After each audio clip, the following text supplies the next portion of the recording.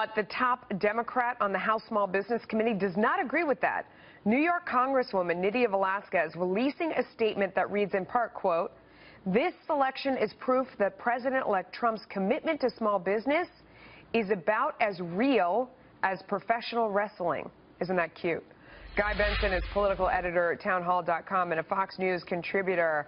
I mean, Guy, Linda McMahon, she is a hardcore CEO. She took a small regional business and built it into a publicly traded company that rakes in almost $1 billion a year in revenue.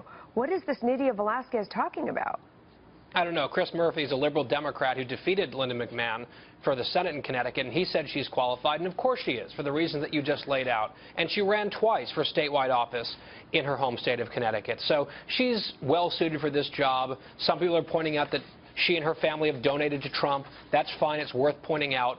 But it's interesting, Melissa, when I read the criticism from Congresswoman Velázquez, who is the ranking Democrat on the House Small Businesses Committee, she, in her bio, has no experience whatsoever in running businesses, let alone small businesses. She was and has been for decades, a career politician. Before that, she was a college professor, and that's fine. But if she wants to nitpick about who has expertise, I would say the woman who has run a very successful business, Linda McMahon, has a leg up on this congresswoman who's running this committee on this very subject matter.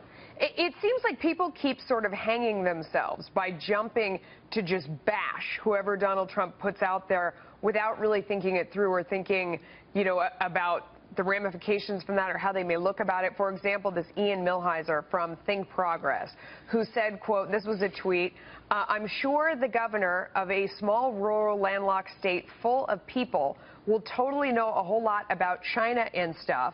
I mean, this was related to one of the other picks that Donald Trump made when he was talking about his ambassador to China. What do you think about this one? Well, this particular individual has beclowned himself several times on Twitter in the last few weeks. So maybe it's time for a breather from Twitter. Just recommending, just for your mental health. I know the election was difficult for some.